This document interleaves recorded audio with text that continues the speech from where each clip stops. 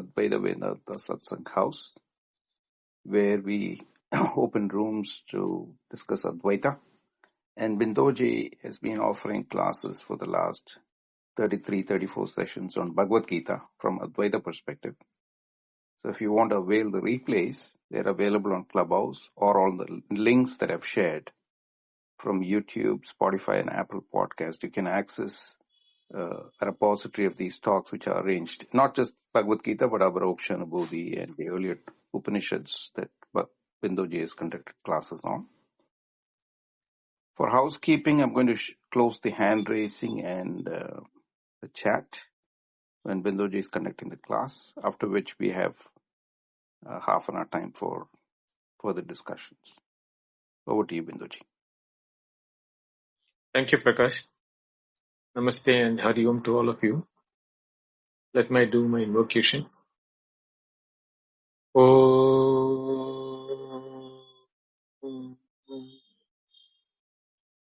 Namo Brahmadibhyo Brahma Vidya Sampradaya Kartrubhyo Vamsha Rishibhyo Mahadbhyo Namo Gurubhyaha Swati Smriti Purananam Alayam Karunalayam Namami Bhagavat Padam Shankaram Loga Shankaram Shankaram Shankaracharyam Keshavam Badarayanam Sutra Bhashakritau Vande Bhagavantau Punah Punaha Ishvaro Guru Ratmeti Murti Beda Vivagine Vyomavat Vyapta Dehaya Dakshinamurta Ye Namaha Om Shri Gurubhyo Namaha. The Bhagavad Gita Dhyana Shlokam. Yam Brahma Varunendra Rudra Marutah Stunvandi Divyai Savai Vedai Sangha Padakramo Panishadai Gayanti Yam Samaga Dhyanavastita Tadgatena Manasa Pasyanti Yam Yogino Yasyandam Na Vidussura Suragana Devaya Tasmai Namaha Devaya Tasmai Namaha Devaya Tasmai Namaha. Om.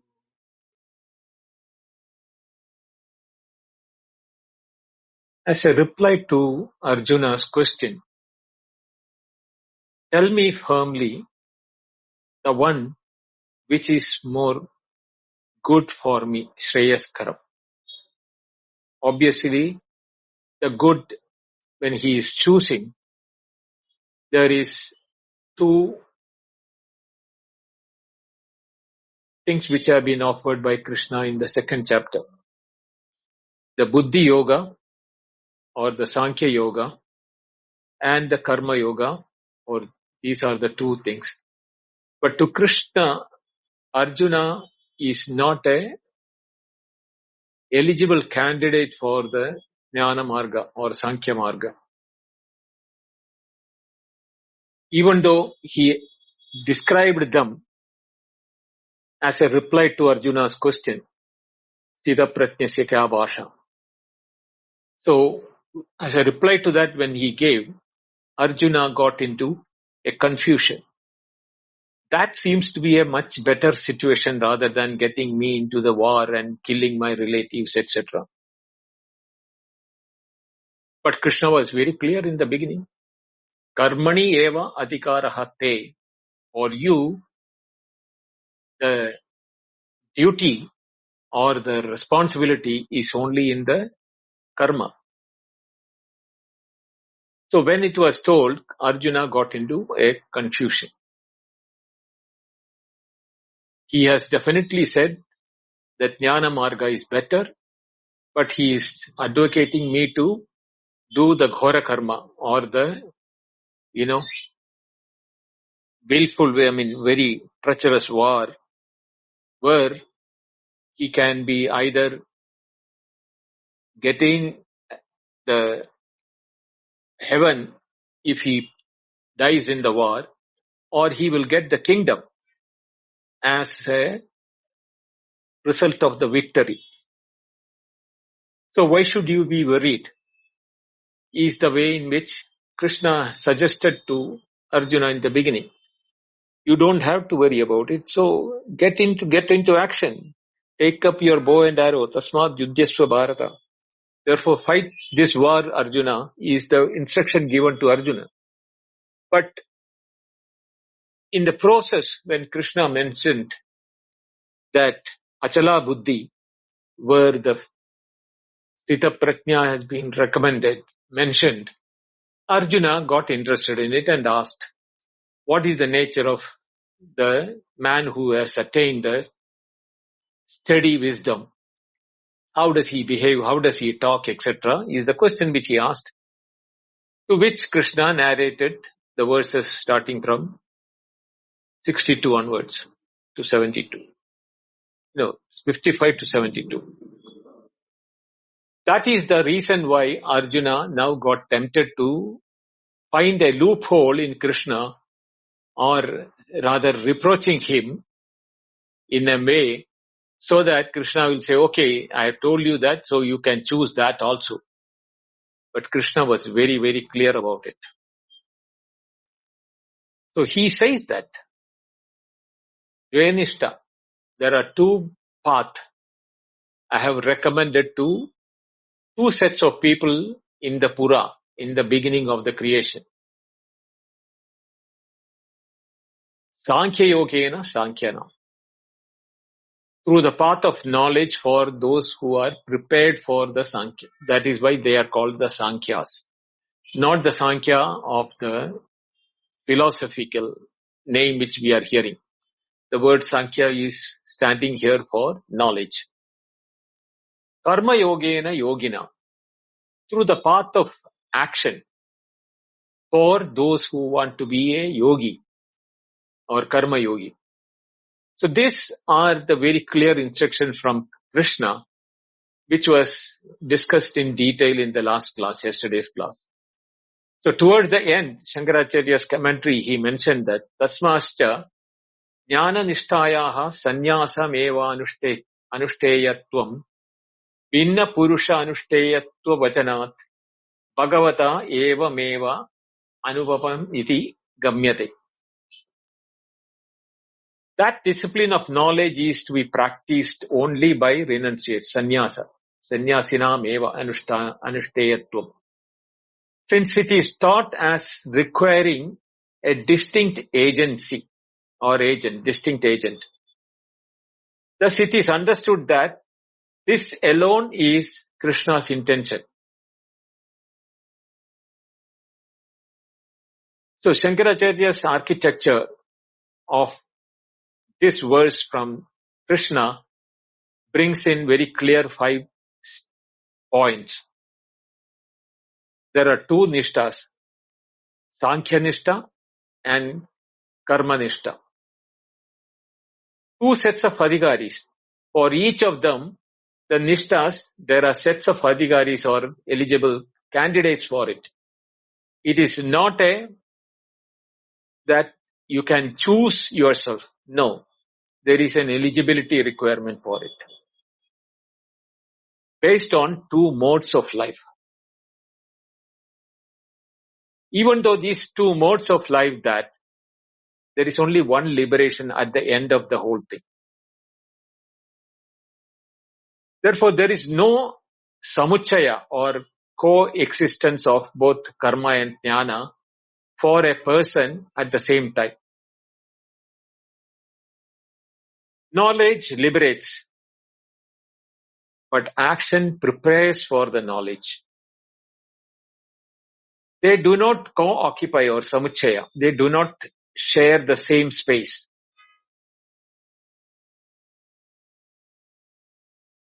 So this is Shankara's unmistakable conclusion of third verse of the 3rd chapter. Advaita is not a synthesis. It is discrimination in nature. This passage is not merely explanatory, but it is the foundational one. Everything that follows in the Gita up to the end of the 18th chapter must conform to this structure. As per Shankaracharya, that is the undiluted foundational aspect of Bhagavad Gita. Sankhya Yogena Sankhyanam karma yogena yogina. With this in mind, we will move toward the fourth verse. And before entering the fourth verse, there is a paragraph written by Shankaracharya. Let us go through that. Then we will take up the verse and deal it in detail, including his commentary after the verse. Mamcha bandhakarano karane karmani eva niyojayasi iti vishanna manasam arjunam karmana arabhe ityevam mannuanam alakshya aha bhagavan na karmanam anarambaditi. That is the beginning of the next verse. What does it say? Observing Arjuna, whose mind is dejected, and thinking that you are impelling me to precisely get into action, which is a cause for bondage, and therefore resolving, I shall not undertake the action. To that Bhagavan said, or Krishna said that, not by non-commencement of action, etc. That is the sentence meaning. So here what happens is that Shankaracharya is carefully reconstructing the inner resolution of Arjuna, not merely speaking not taking merely from his words which have been spoken by him, but the meaning underlying those words of Arjuna. Because Arjuna never mentioned karma bandhakarana. So bandhakarane karmani. Action is seen as a bondage producing samsara hetu. Vishanna manasa.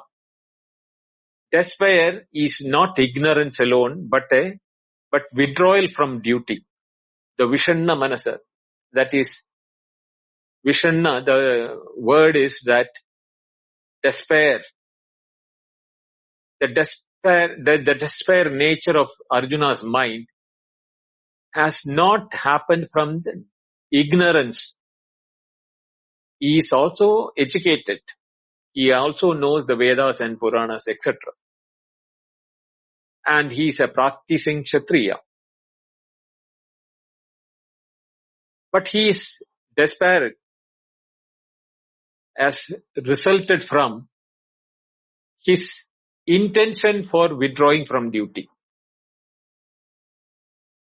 Therefore, Krishna has to mention that karmana aravati. Arjuna is moving towards premature renunciation by making that escape route from withdrawing the duty. And it is not a jnana-born sannyasa. More, it is a reactionary abstention from the activity. So Krishna responds in the Gita, fourth verse is, na karmanan anarambad naishkarmyam purushosnude. Is therefore correction to Arjuna, not contradictory to jnana supremacy. And it is not contradictory. Karma is there, jnana is supreme to karma. But when Krishna says, na karmanam anarambad naishkarmyam purushasnate. So that verse is a instruction to Arjuna that you don't follow the path of jnana because you are not fit for it. How does he explain that? We'll see that. So the guardrail put by Shankaracharya in this statement is that non-performance born of aversion is not renunciation. Please keep it in mind. There are 9 types of vairagya. And any sort of vairagya may tempt somebody to take on to the abstention from their duties. that is not a sannyasa. That is an escapism. So, the same approach which is being mentioned by Krishna is being framed in a alternative means by Shankaracharya in the immediate sentence, athava, or else, jnana karma nishtayoh paraspara virodat. This is his pet idea, Shankaracharya's. Since, due to the mutual opposition, the disciplines of knowledge and action cannot be practiced simultaneously by the one and the same person.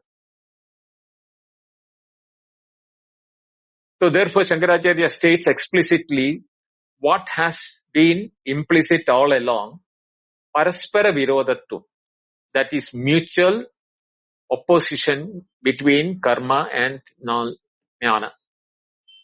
Knowledge is based on non-agency and cessation of doership. Please understand that. In knowledge, there is no doership. This is why it is called a Vastu Tantra. You know anything by the nature of the thing. You don't have to do any activity to know something. What is being done for knowing is not a generative action for knowledge, but it is a hindrance or prohibitive removal of obstacles in knowing. Whereas action, there is an agency for action. There is an engagement in the doership when we undertake action. Therefore, yugapat anushtatum asakyatum. So, yugapat means at the same time, it becomes morally difficult for undertaking both simultaneously. Ontologically impossible. This is a decisive Advaitic axiom. Therefore, Shankaracharya continues his explanation. Iti sati iteretara anapekshayoho eva purushartha hedutve prapte, etc. What does he say? In that case, if both were independently efficacious with respect to the human goal, each without dependence on the other, then the problem would arise. Both are efficacious, equally applicable and result giving. And purushartha, with respect to human goal, purushartha hedutve prapte.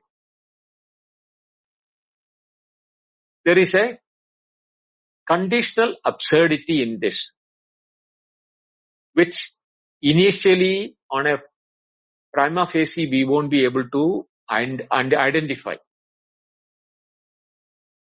Karma gives the highest good independently. Jnana gives the highest good independently. Neither depends on the other. If this is the condition, or this is the absurdity which is there, then there is no hierarchy, no sequencing, no need for instruction. That is the meaning of the sentence by Shankaracharya. Therefore, this position is rejected implicitly. And he explained the karma's true status in the statement, karma nishthayayaha jnana nishta prapti hedutvena purushartha hedutvam na swatantriyana. The discipline of action is a cause of human goal only insofar as it is a cause for the attainment of the discipline of knowledge, not independently. That is, jnana nishta prapti hedu. Jnana nishta prapti is not the end result of karma nishta. Karma nishthayayaha jnana nishta prapti hedutvena. Hedutvena means as a cause for the knowledge prapti. Na swatantriyena, not independently. Therefore, it's non-negotiable. Karma purifies the mind, removes the obstacles, prepares the adhikara in the one who is undertaking karma. But it does not produce liberation. Jnanat evatu kaivalyam. That kevalasya bhava or the ekatvam anupashyata, that does not happen with action.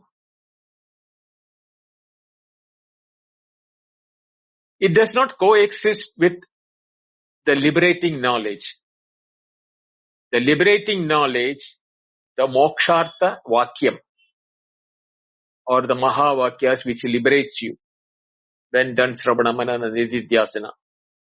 There is no activity in it. The moment you are told you are tattvamasi, you are that. If you are not realizing, means you are not prepared for knowledge.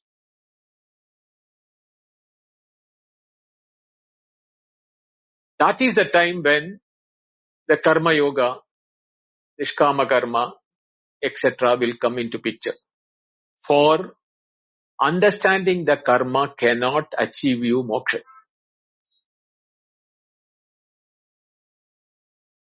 That karma, when done repeatedly and not getting anywhere closer to the moksha phala, we develop a state of preparedness for renunciation. That is why it is important. Renunciation out of momentary disparity or despair state or rejection or vairagya is not a prepared mind. It is an aversion, not a detachment born out of viveka. The viveka or the knowledge is what is giving us the logic and the application of Atma and Anatma. What is Atma, what is Anatma? Whereas if you do a renunciation without preparation for the Atma Anatma Viveka, that will not give you the end result of moksha. The karma is instrumental, upaya bhuta, not the final, sadhya bhuta. In the sense, karma, when done repeatedly, we develop the knowledge that karma is not taking me towards the liberation or the emancipation. Parikshalokan karmachitan brahmana nirvedamaya nastyagrata kritena. After having done all the karma in their life, brahmana, the one who is in desire to know Brahman, nirvedamaya, he develops a renunciation. Nasti akrita kritena. Akrita, which is not a product, that is jnanam or the moksha. Kritena, by karma. The karma cannot give you knowledge. So, Shankaracharya is giving the knowledge autonomy by jnana nishtatu karma nishta upaya lambatmika sati swatantriyena purushartha hetu anyan apeksha. But the discipline of knowledge, jnana nishta, though attained by means of the discipline of action, is itself independently the cause of the human goal, requiring no other. This sentence completes the asymmetrical structure. That is, knowledge may arise after karma, but it does not depend upon karma to function, or a unprepared mind. The karma is doing the preparation by chitta shuddhi, or by bringing a clarity of what does a karma do and what is the doership doing me, and developing my association with the body-mind complex and the desires, etc. But the knowledge is not dependent upon karma to function. Whereas karma is no way connected with action. The knowledge is independent of action.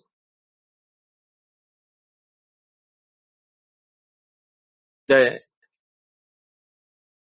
cleaning of a mirror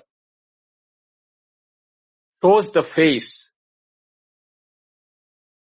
which is already there in the mirror, but it was not visible due to the dust or the covering on the mirror. The action of removing the dirt from the mirror was not for bringing the face and putting it inside the mirror. No. The knowledge is similar. That is our Swarupa. We are that every moment, this very moment. But we do not know. Due to the adhyasa which has happened in us, thinking that the body-mind complex has the I. Therefore, once knowledge is present, karma has no further role. There is no supplementation required or a continuation required. So, dependence of karmanishta is for karmanishta depends for jnana's finality. Whereas jnananishta depends on nothing. Karmanishta's role is as a preparatory in nature, whereas jnananishta's role is liberating in nature. For karmanishta, you have a requirement of doership. Whereas in jnananishta, that doership is negated, and releasing you from any doership. So, Shankaracharya now transits into the words of Krishna. Ityetam artham pradarshayishyan bhagavan aha. Intending to demonstrate precisely this meaning, Krishna said, what did Shankaracharya signal that what follows in Gita 4 is not a compromise, but an exposition of hierarchy. And Krishna will show now exactly that. Action is necessary for the unprepared or the unready. But it is insufficient for liberation. And abstention without knowledge is neither karma nor jnana. That is an escapism. Therefore, Shankara's core teaching is distilled to the following points. Karma binds when clung to as an end. The same karma purifies when used as a means. Please understand that.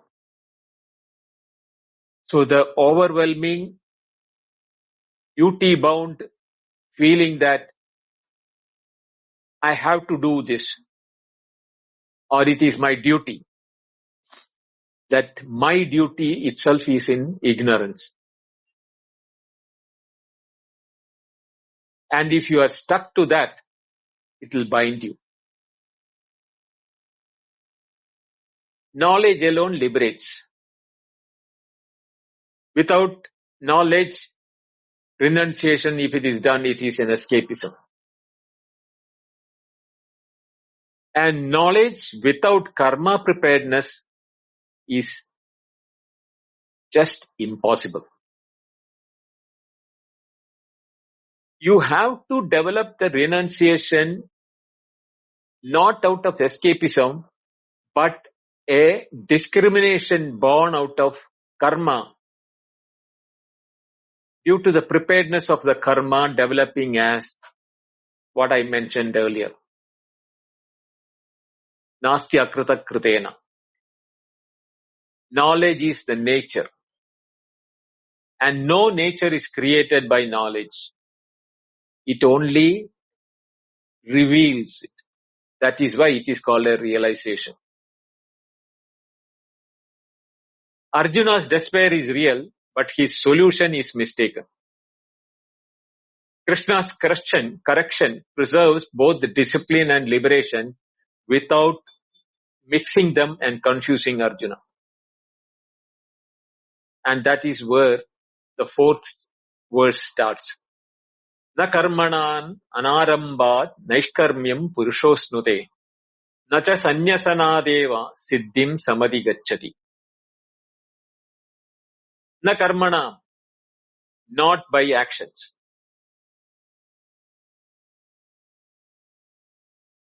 Nitya Naimitika actions prescribed by Shastra, the obligatory and the occasional duties are also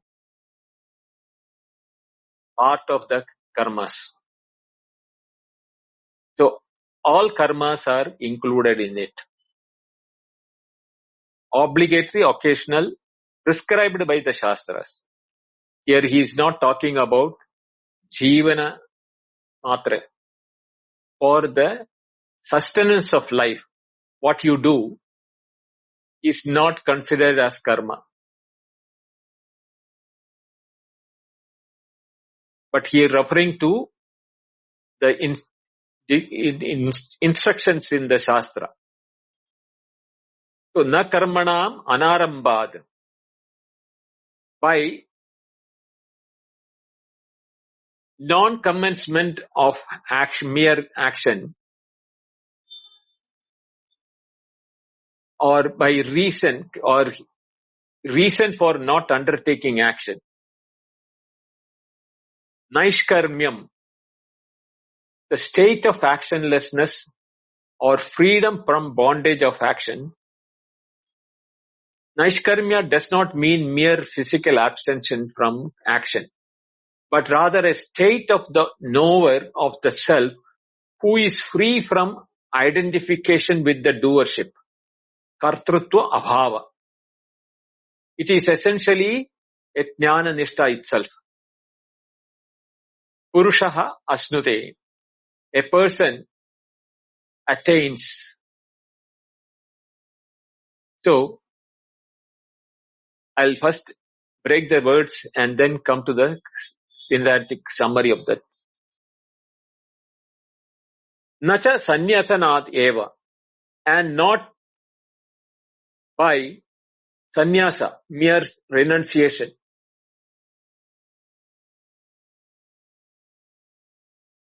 Eva is to intensify that alone, or sannyasa. So, just by doing sannyasa alone and siddhin samadhi gacchati, siddhi, accomplishment, perfection, liberation, moksha.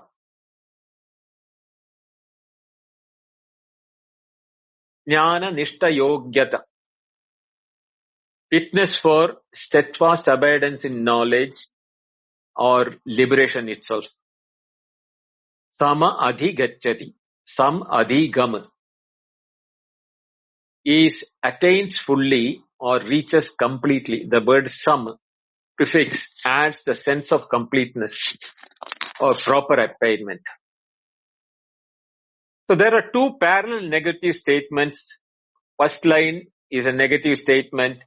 Second one is also a negative statement in the construction. Both are causal ablative in nature. in the sense, karmanam anarambat purushaha naishkarmyam na asnute. Na asnute. A person does not attain the state of actionlessness merely by not commencing actions. Is it clear now? A person does not attain the state of actionlessness, naishkarmya, merely by not commencing action. The second statement, the second line is, sanyasanadeva siddhims na samadhi gacchati. Nor does he fully attain perfection by mere renunciation alone. The two lines are carefully balanced. The first addresses the one who thinks that simply abstaining from action produces a freedom from the doership or the inner freedom of nishkarmya bhava. Whereas the second line is addressing the one who thinks that merely donning the external garb of a sannyasi, you will be liberated. That also is being negated. So Shankaracharya uses this verse to forestall two opposite misconceptions against the karma of Mimamsakas, who thinks action must be perpetually performed until death, and against the naive renunciant monk who thinks that mere external abandonment of actions will suffice. The verse establishes that Naishkarmya is not produced either by physical abstention or physical renunciation. True Naishkarmya bhava is a fruit of Atmajnana, the knowledge of self as non-doer, akarta. The verse thus protects the integrity of Jnana Nishtha as the sole direct means, while implicitly affirming that the unqualified Karma Yoga remains necessary as a preparatory discipline, not as a co-equal path of liberation. Having said this much, we will now enter a long commentary by Shankaracharya. We'll break it into parts to understand it. Of course, long because he has quoted from Mahabharata, Brihadaranya Upanishad, Bhagavad Gita, etc. But Shankaracharya's attention is still on to that karma and jnana cannot be done together. So I am reading the commentary, split it into words, sentences. Na karmanam kriyamanam yajnadinam iha janmani janmandareva anushtitanam jnana nishta hedunam, etc. Not by the non-commencement of action, such as sacrifices, etc., which is of the karma mimamsakas, which is given in the Vedic and the Shastra, performed in this life or in another life. That is how the Mimamsaka believe that. Which are the causes for exhaustion of accumulated demerit? The prarabdha, where there is papa accumulation. That papa accumulation can be nullified only through action. To develop causes of purification of sattva, and through the causality causes the rise of knowledge and thus causing preparedness for knowledge.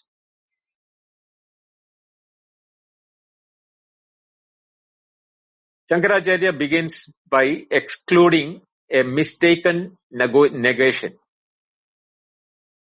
Karmani duridakshaya Sattva Buddhi, Jnanotpatti, Jnananishta is the path which the karma sannyasi or karma mimamsaka is telling.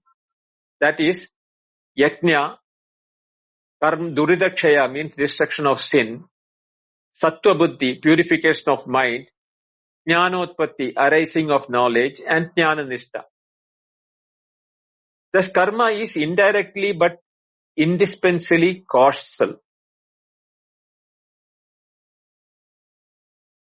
We understand very clearly how Shankaracharya is refuting Naishkarmya. If you are not attentive, you will miss out that.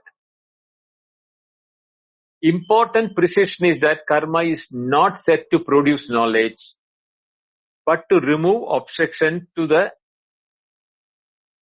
rising of knowledge. Knowledge arises when impediments are removed, not when something is new manufactured. Because jnana or moksha is not a product. Therefore, nothing new is being manufactured. Knowledge arises, or knowledge is the swabhava or the swarupa of our nature, which is now covered by impediments like ajnana samshaya viparya.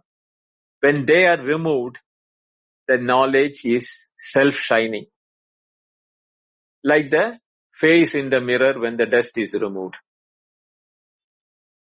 Jnanam utpatyate pumsa kayat papasya karmana yada darshatala prakye prasastyatmanam atmani. This is from Mahabharata. Ityadi smaranat. As remembered in the statement such as knowledge arises in men from the destruction of sin by action, like one sees one's reflection in a clean mirror, one sees the self in oneself. Now Shankaracharya cites this Mahabharata to confirm that karma is reducing papakshaya. Papakshaya is reducing the clarity, and clarity is bringing the preparedness for self-recognition. The face already there. Cleaning does not create the face. It is preparatory. Upakaraka. Upakaraka. Not constitutive. But that doesn't mean Naishkarmyata. Anarambad Naishkarmyam Purushosnade. Jnana Yogena Nishtam Nishkriyatatma Tattva Swarupenaiva Avasthanam. So, from non-commencement of action, Naishkarmya, non-action, freedom from action, absence of action, namely, the discipline of knowledge, abiding in the self, whose nature is actionless, is not attained. Now here Shankaracharya defines Naishkarmya very precisely. Naishkarmya is not a mere inactivity. It is neither a social withdrawal, but an abidance in the actionless nature of the self. Nishkriya Atman. So Naishkarmya is misunderstood by others as absence of action from non-doing, inactivity, or withdrawal by renunciation. But it is not, neither of them will take you to Naishkarmya. Nishkriyata, or the state of doership absence, is the nature of the self.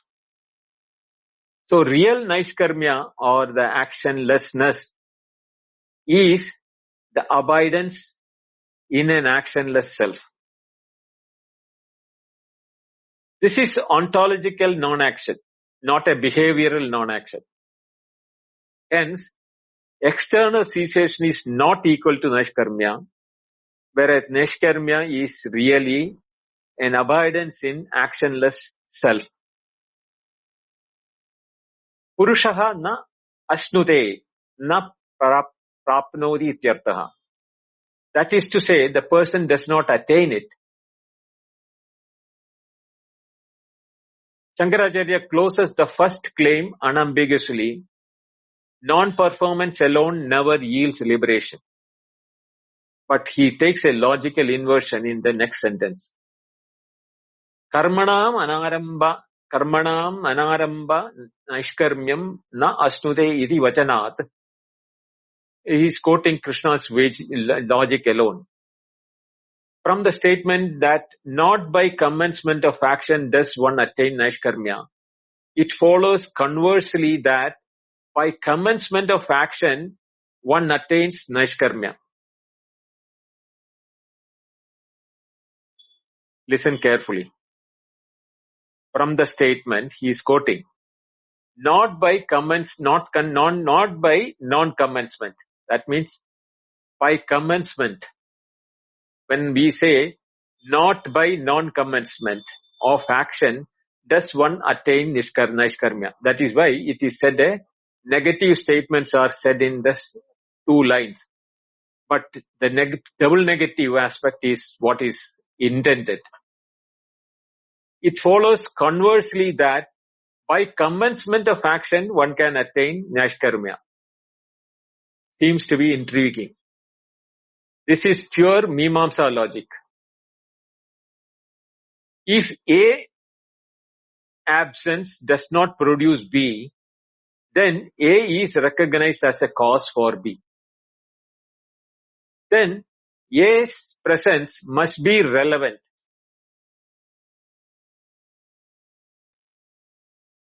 But Shankaracharya will immediately qualify how. He is not refuting Mimamsa logic.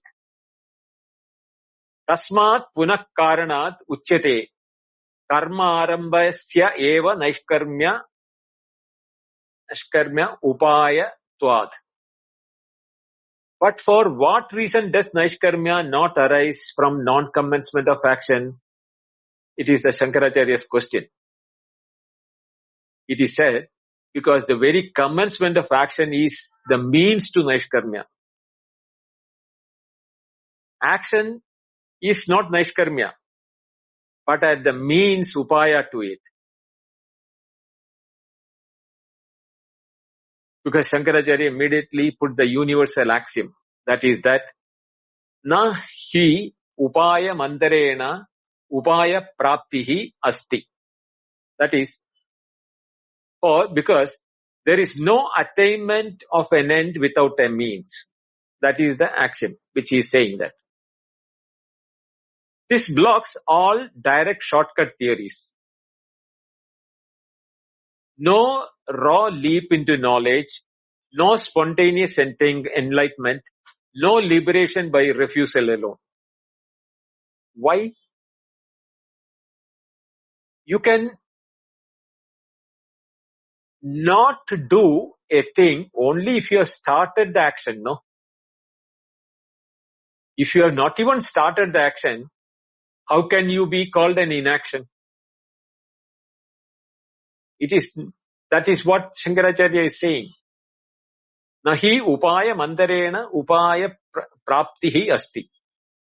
There is no attainment of an end without a means. The means is action.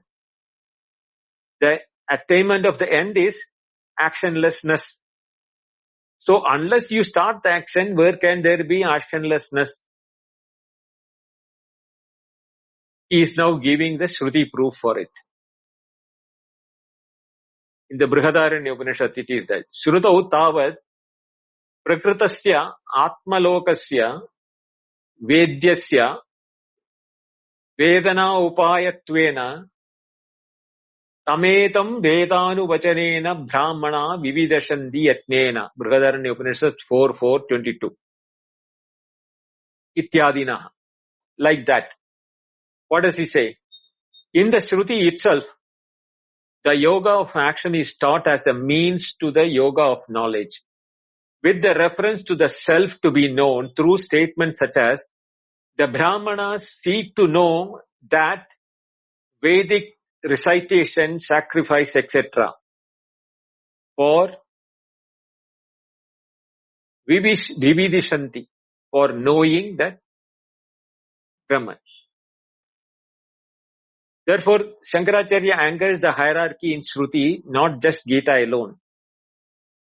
The Vedic study plus ritual develops a desire to know, and that develops the preparedness for the knowledge and knowledge.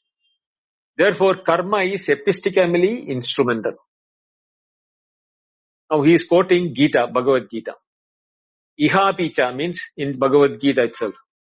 Sanyasastu mahabaho dukkhamaptum ayogataha. In the 5th chapter, 6th verse. Yogina karma kurvandi sangam tyaktva atma shuddhaye. Again, the 11th verse. Yatnyodanam tapaschaiva pavanani manishinam. The 18th verse, 18th chapter. Ityadi pradipada ishyati. Here in the Bhagavad Gita also, renunciation is difficult to attain without yoga. Yogins perform action for purification of the self. Sacrifice, charity and austerity are purifying for the wise, and so on will be taught. So Shankaracharya insists consistency. There is earlier chapters, middle chapter and last chapters. All support karma as a purifier only, not as a liberator. Now the opponent is raising an objection. Nanucha ubhayam sarvabhutebhyoh ityadav. But is it not the case that statements such as having granted fearlessness to all beings, one should practice Naishkarmya? How the attainment of Naishkarmya, even from renunciation of obligatory action? This is the Mimamsa's question. This is a standard objection. Texts are praising about renunciation. The common worldly belief is that stop acting, you are free. Shankaracharya does not dodge this question. Atascha naishkarmyarthinaha kim karma arambena. So the question continues, therefore, one who desires naishkarmya, what need is there for commencing action? So Shankaracharya begins that, Ata aha, nacha sanyasanadeva iti. Therefore Krishna says, not even by renunciation in the next verse. So Shankaracharya signals this refutation that I don't have to refute. Krishna himself is refuting in the next verse. Napi sanyasanad eva kevalat karma parityaga matra deva jnana rahitat. Nor does a person attain that perfection characterized by Naishkarmya, namely the discipline of knowledge, merely by renunciation alone. That is, by mere abandonment of action devoid of knowledge. That is why it is decisive. Renunciation without knowledge is sterile. Action without renunciation is preparatory. Knowledge alone is liberating. So the transition, kasmat puna karanat iti hetva akansham ityata aha. Therefore, and since the question arises, for what reason does a person not attain perfection merely by renunciation of action alone without knowledge? Krishna says, prepares the ground for the 5th verse. No one can remain even for a moment without action. Nakaschid jadu tishtatya karma krita. Renunciation without knowledge is psychologically and ontologically impossible. So the architecture in Shankara's commentary is very well secured. Karma is necessary but not sufficient enough. renunciation is necessary, but only after knowledge. The renunciation should be a product of knowledge of Atma and Atma Viveka. And the final knowledge that Anatma Hedu Tat Karana Nivaranayata, when that is being removed, that all the causes for thinking that Anatma or I am the Anatma as Atma, that liberates you from that misguiding knowledge. Short-circuiting the sequence will fail. This passage destroys both karmic absolutism and anti-karma quietism. What remains is the razor-thin middle ground of Advaita. Nahi kaschit kshanam api jatu tishtatya karma krita. Karyate hyavashak karma sarva pragadiyaya gunai. 5th chapter. We will take the 5th verse tomorrow. I'll stop it here. Om Purnamada Purnamidam Purnat Purnamudachyate Purnasya Purnamadaya Purnameva Vasishyate. Om Shanti Shanti Shanti. Harihi Om. Shri Gurubhyo Namaha. Harihi Om. Thank you. Dhanyavada.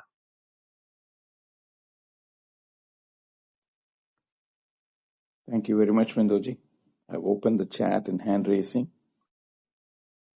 Srinivas is coming up.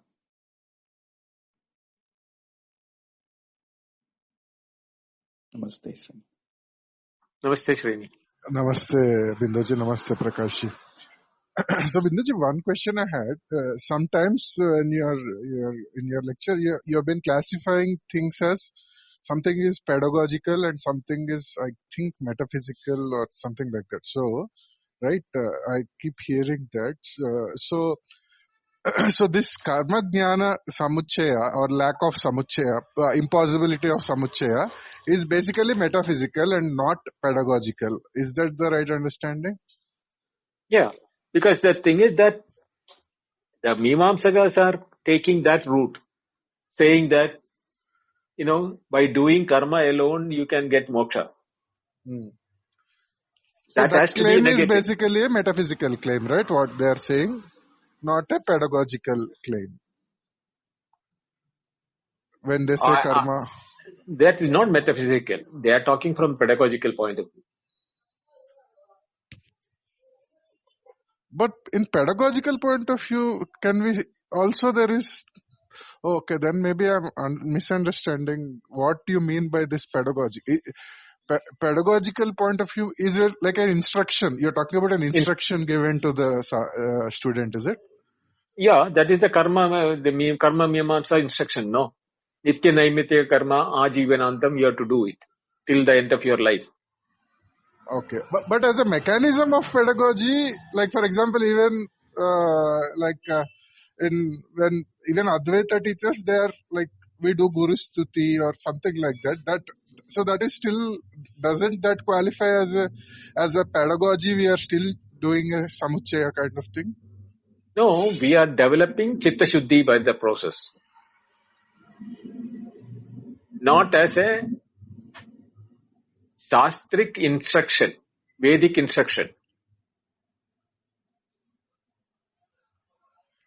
Okay, so that you will call it as metaphysical, is it? Then Yes. We do, the Guru Stuti and all those things. Yeah, okay. those are developing that, sadhana chatushtaya sampatti. Yeah. For that purpose we are doing, not for the nitya naimitika karmas. Oh, okay. I am understanding both those words in the opposite way. So that's why. So, okay, now it makes sense. I'm actually taking what you mean by metaphysical as, in my view, I'm taking it as pedagogical and ulta like that. So, okay, now it clarifies. Okay. Thank you, Vindaji. Thank you, Srini. And last, and one more quick question is, this Hetu, the Hetu of Naishkarmya, karma being the Hetu for Naishkarmya, something like that. Uh, uh, some example from the Shruti was quoted, but like for example, I remember one example from the Shruti where they talk about Rishir Vamadeva, who has in the mother's womb itself I don't know, like he's realized. And so for those kind of examples, it seems that the karma as a hetu for Naishkarmya doesn't apply, right? So Doesn't apply. there are exceptional There are, cases also for this rule, right? yes, they are exceptions. Okay. Thank you, Bindaj. That's it, I think. Thank you, Srini. Namaste, Anu. Namaste, Namaste Binduji, Namaste everybody. So this is my understanding. So please correct me wherever. A person, basically, if person performs a selfless action, so this that purifies mind, because it removes I, it brings it to universality.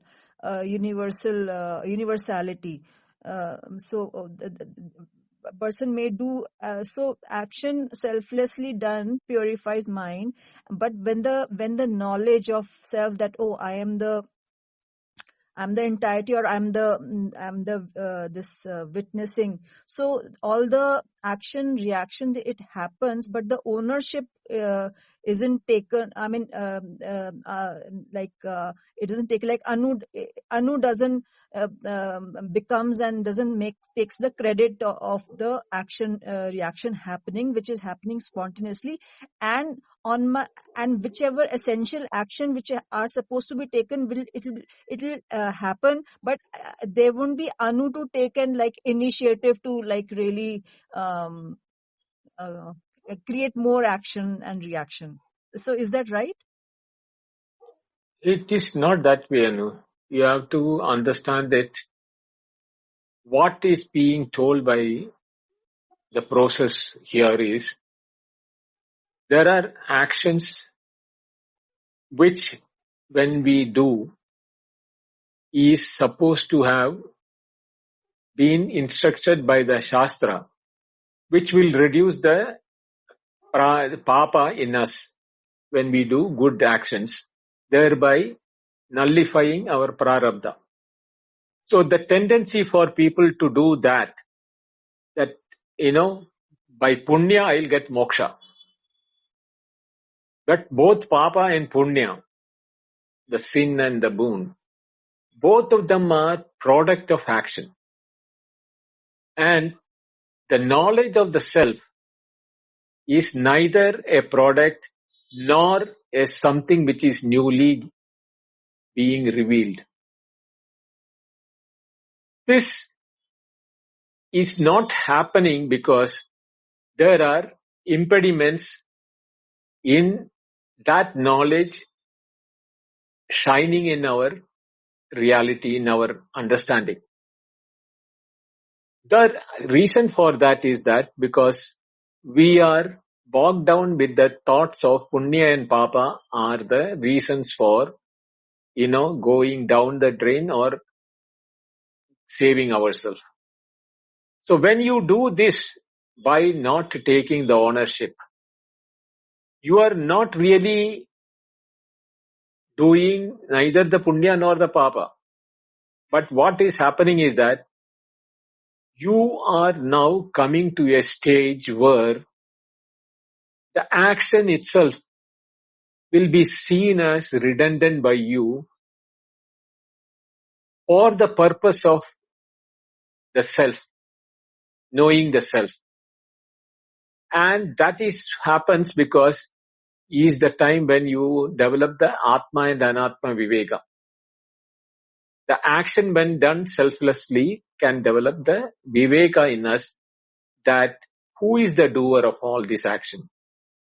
Since I am not taking the responsibility of the doership, the fruits of action also doesn't come to me.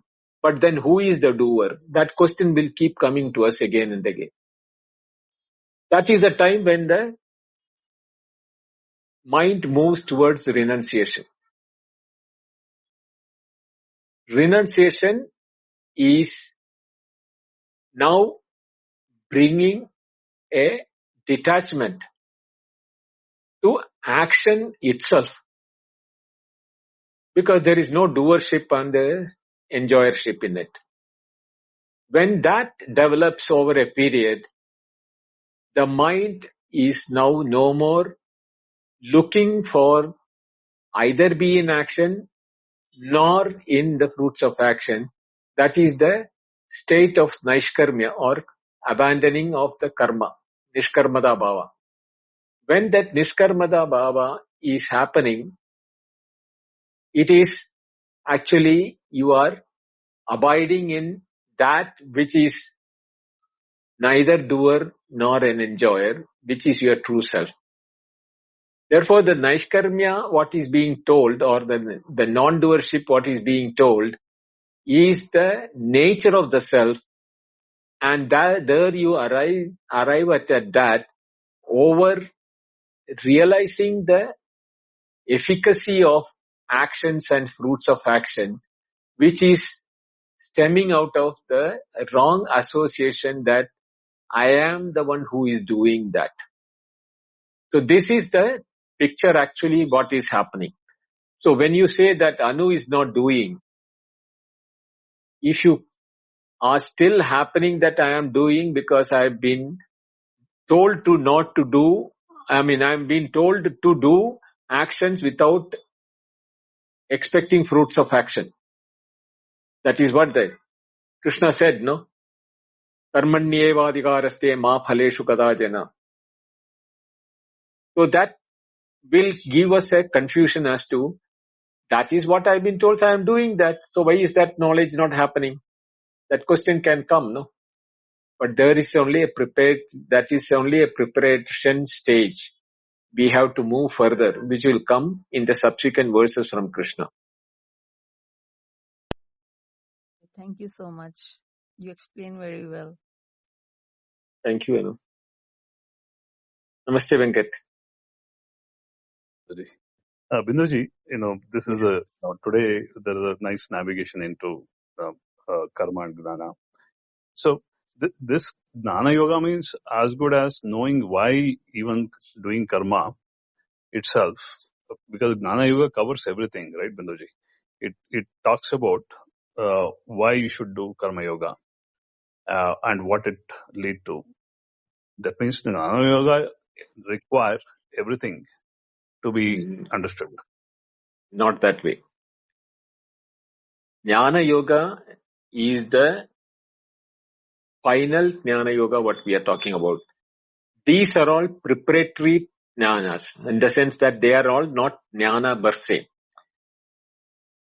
They are all vrittis, basically, of mental nature, still identifying as the individuality.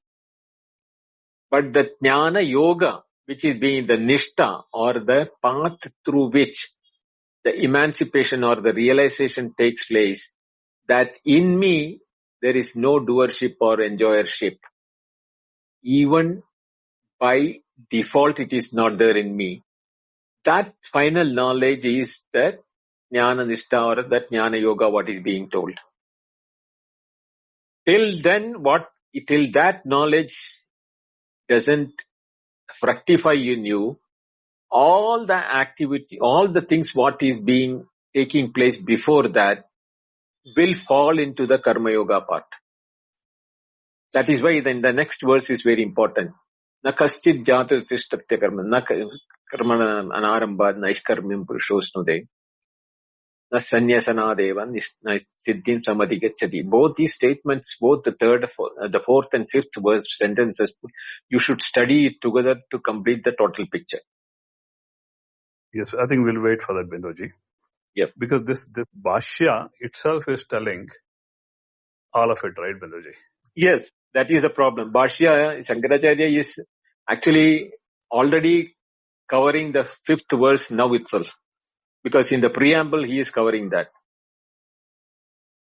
Yeah, because that gnanamat padyate pumsam chayat papasya karmanaha yata darshatale prakhe pashat tyatmana Atmani. So this itself is revealing right that there. is a quote from Mahabharata. Yeah. So that utpadyate is a darshate is the right word, right? Yata darshatale prakhe. There's darpanatale. no utpatti. Yeah, there's no No, utpatti per se. yes, there is no utpatti. What is being realized is only removing the impediments, the dust or a covering on the top of a mirror. That is all what is being removed. The face is not bought and brought in, put it inside the mirror as an action, as a karma. So I think that clarifies, Binduji. There is one, this is just a little broader. The karmana mara but neshkarmyam purusha. That means if you don't, begin the, you cannot escape. You have to do without, abstaining from karma, nishkarmya is not possible. That's But right. this karma they are talking about, that nitya naimatika karma in that context, right, Binduji? Shankaracharya's commentary will talk about Nitya Naimitya Karma, but today we don't have Nitya Naimitya Karma as our instruction, no. All selfish, all the ego-based karmas should be included in it. Okay. So, I think let's take, few examples that might bring context. So this, the Sandhya Vandanam or Surya Namaskara, that, the daily, duties, that is taught to me. Yes. Versus, Naimittika means, birthdays, festivals. Right. Or anything that, as a kamya karma, but it has a daiva in it. Because of daiva, even we are taught, like, for, Matru Deva Bhava, Pitru Deva Bhava, Atithi Deva Bhava, Acharya Deva Bhava. That mindset of treating everything is divine. Is that a indicator itself that, we are heading towards this karma, which is indicated in this verse, is also expected to be divine in nature, everything to be treated divine, while performing karma, or nitya naimitika karma is in the domain of divine. Hence, it automatically shift one to an upper quadrant of. No, it's not like that. Okay. See, when we are doing any karma, whether it is Sandhya Vandana or eating food, taking what you call, taking somebody for a walk or doing our office job, there is a sense of me, the doer, in it. Right? Sure. Do you have the sense of doership that I am breathing because I want to be alive? Until your nose is, somebody does stop you from breathing, then you fight for breathing. That is survival. But our action of breathing is not triggered by the ego I in it. It happens naturally. Yep. Sandhya Vandana, what you said about the Daivika actions which are being done as a neither Nitya or Naimittika,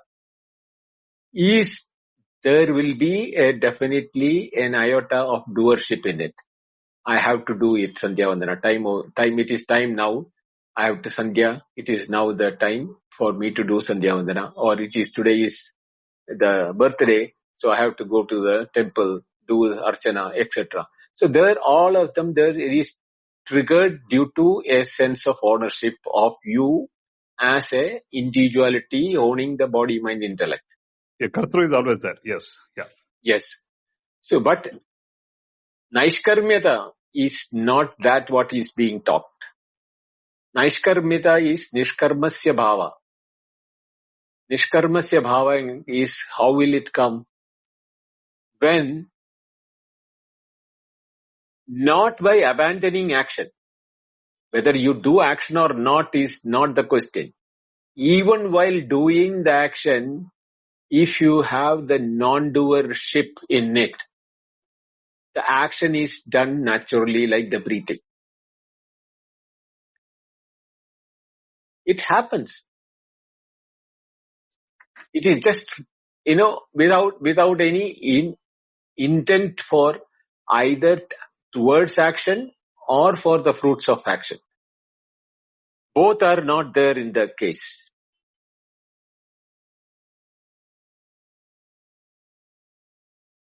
Yeah, I hope I explained it to you. I think that's clear. Just that the karma, what is talked about, Yes. that bhava for karma is to be understood. Hence, it can become karma yoga, Yeah. and that liberation can only happen by letting go the doer. The doership and enjoyership. Yeah, I think that's clear, Bindu. I think this is very nicely bifurcated. I think we'll wait for you the fifth verse from you tomorrow. Okay. Okay, thanks. Thank you. Thank you, Venkat. Namaste, Vinod. Yeah, Binduji. So, see, the actions now are already happening without any doer, right? It's only like, our experience which is telling us that we are doing something. No. Right? Every action, there is a doer behind the action.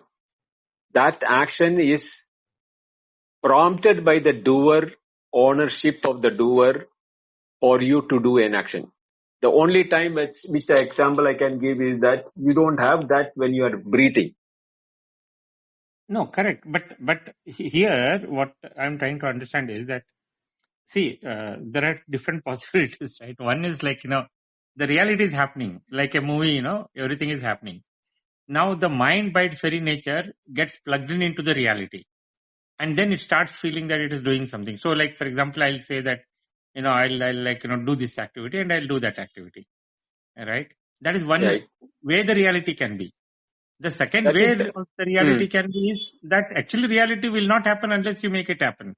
So the doership has to do something to change the reality. Like I had to decide to lift my hand to change the reality, right? In a way. So which is how the reality is ultimately. In both the cases, there is the mind involved as the one who is doing the job. Either being a participant in a natural thing which is happening, or as a creator or a cause for doing certain action by intention. Intentionally or unintentionally what you are doing, but the sense of doership is in the subconscious level, in the individuality, because he is associating with the limited, the perimeter of the action. And therefore, the doership and enjoyership is falling onto him. But here we are talking about a total state of abiding, knowing that, as you first said, it is like a picture, it is happening, you are not even a sakshi to it. Even the witness state, there is a effect of a doership of being a witness to it. That also has to go. Because you are neither, there is nothing to be witnessed, because everything is happening within yourself. So you cannot be even called a witness to it. Are you witnessing your heartbeat? Only when you touch and feel that sensation, you say that, oh yeah, I know what my heart is beating. But there is nothing like that, So the picture is that, actually speaking, the really good example will be, is there any doership when you go into sleep, deep sleep? Or is there any doership when you get out of the deep sleep? In both the places, there is no doership. Yeah, Binduji, actually, I tend to call them as consciousness processes. Now, the only question that comes is like, that if I have to get up and make a tea, do I claim the doership or not? Because intention... You have that doership in it. Yeah, because the intention is there, and then you are only moving your body and you are making it happen. Right. But also I can say that from a certain point of what you can call viewing or being observer that I am, it doesn't even feel like I'm doing anything. It's simply happening spontaneously. Okay, the body The tea needs to make drink some tea, and then the tea making is spontaneously happening. no, You meaning mean? it's happening through the body. It's happening. It requires everything. But because of the witness state, it doesn't feel like I am doing anything. Meaning it No. simply happens, right? I mean, that way. Right. What you are saying is that state of Naishkarmyata can come only when you are knowing that the tea making is an action and you are a witness to that action, no? Precisely. I agree with that. No, in the sense Yeah. there's no conflict there. There's nothing to like take from it. There's nothing, simply the things are happening. Though your body is involved, you can even say your mind also is involved because it has to think about different things and so on. And yet the experience that it generates is not of doership. It is just that the things are happening. But how many activities in a day do you really be in that awareness of being a witness to the activities? No, Are I you feel that like, are you permanently in that state? no, मेरा तो छोड़ दीजिए जिंदा जी, but I feel No. it's I'm not. I possible. mean you. I'm not talking about you. The jnani is a person who is abiding in the self all the time. Right, yeah. Not for a particular event of the day where we have developed the nature of being a witness to that activity. That is a practice which we are doing it for getting into a state of permanent non-doership by abiding in the self.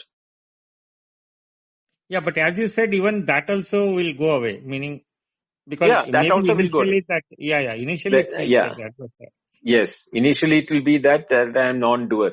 Because neither the action is there, nor the fruit of action is, nothing is there in reality. It's all nothing but consciousness. yeah, but this also raises that other question, how the reality actually happens. In the sense that is it happening spontaneously on its own, or that it's happening its own. That is why Esha Devasya Swabhavaha in the Mandukya says the Karika. Yeah. It is the nature of the consciousness or the nature Swabhava that it is happening like that. The waking, dream and deep sleep is happening because of that is the nature of Atma or Brahman. Yeah, Bindaji, that total intentionless, I think, is definitely there. It is possible, but still, many different times when, particularly when compassionate, like something is happening to somebody, health kind of thing or whatever, that intention automatically comes. Of course, even that is also observed. That's also witnessed. But it's like you can't be without that. It appears like that. That is what is the difficulty is. No, there's no difficulty. I'm just saying that the situations will get you involved often. Okay, not often maybe, but at least in many situations. Okay, particularly where the compassionate this thing is much more when it happens that way. Yeah, Shankaracharya says, Yogaratova, Bhogaratova, Sangaratova, Sangavihina. Yasya Brahmani Ramate Chittam Nandadi Nandatyeva. Whether you are an enjoyer or you are an abstainer from action, or you are in the crowd or you are in solitude, whose mind is in Brahman, he always in a state of bliss and bliss and bliss.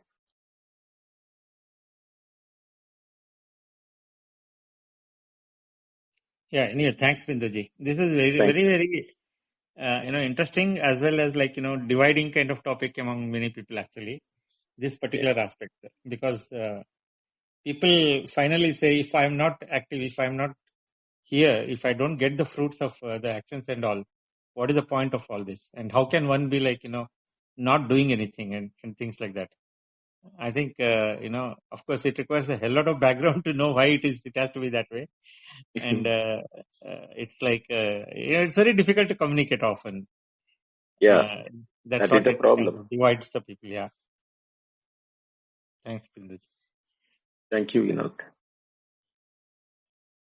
Prakash, can we stop? Sure, Bindoji. Let's close today's session. Thank you everyone for coming.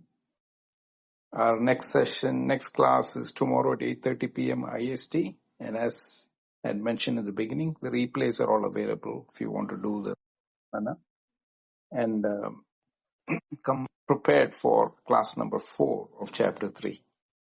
And I forgot to mention there is also a book about Bindoji's teachings coming from Artemisia's words. It's called Imaginary Door. The link is shared in the chat.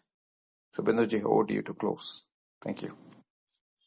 Thank you, Prakash, for your moderation. Rini, Anu, Venkat, and Vinod, thank you for your questions. And thank you all there who have been listening patiently. We'll meet tomorrow again with the Karma Yoga in mind. Om Hari Om. Good night. Good night. Hari Om.